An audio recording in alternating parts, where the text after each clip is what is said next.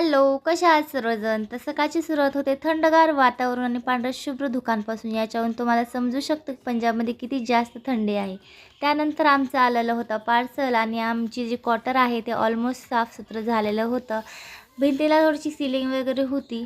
त्यानंतर आमची अंघोळ वगैरे झाली होती. सकाळी आमच्या युनिटमध्ये एक मराठी ताई आहेत. त्यांनी आम्हाला सकाळी चहा आणि नाश्ता वगैरे पाठवून दिला होता आणि त्यांनी सांगितलं होतं की दुपारचं जेवण पण मीच बनवणार आहेत. तर जी आर्मी फॅमिलीज असतात ना, ते खूप प्रेमळ आणि मायाळू असतात. जसे आमच्या शेजारच्या ताईंनी, वर्षा ताईंनी आम्हाला संध्याकाळी चहा दिला होता. त्याच्या बगलच्या ताईंनीच आम्हाला संध्याकाळी स्वयंपाक वगैरे दिलं होतं आणि त्यांना सर्वांना माहिती होतं की आम्ही नवीन आलो, शिफ्टिंग करायला थोडाच टाईम लागतो. त्यामुळे ते आमच्यासाठी सर्व करतात. मग दुपारी आलं होतं जेवण आणि आम्ही सर्वांनी बसून जेवण केलं आणि असं नाही चिंगूसपणासारखं एवढं देणार. ते भरपूर सारं जेवण देतात, जे आमचं एवढं मोठं वाचतं पण. तर अशी प्रेमळ असती आर्मी फॅमिलीज. तर आजसाठी बस एवढंच. Thanks for watching.